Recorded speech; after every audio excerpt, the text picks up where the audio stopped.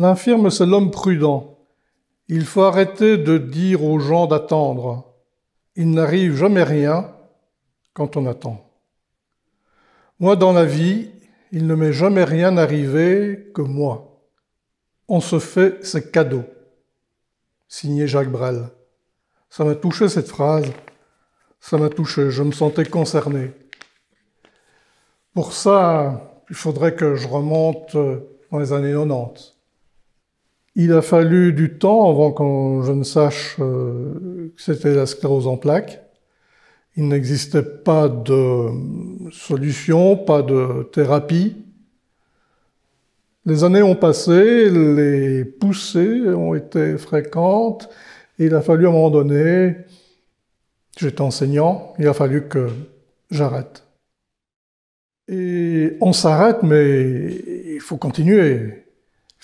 Je me suis dit, mais si mes jambes reviennent, heureusement elles sont revenues, après, entre deux poussées, il faut que je fasse des choses que j'ai jamais fait.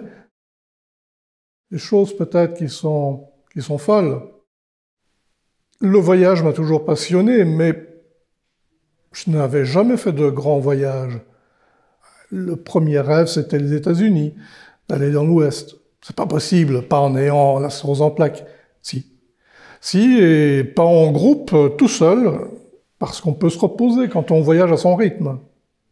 On prend la voiture, le plaisir de prendre le volant sur les highways aux États-Unis, mais ma femme est à côté de moi, elle peut prendre le relais, aller dormir dans les motels.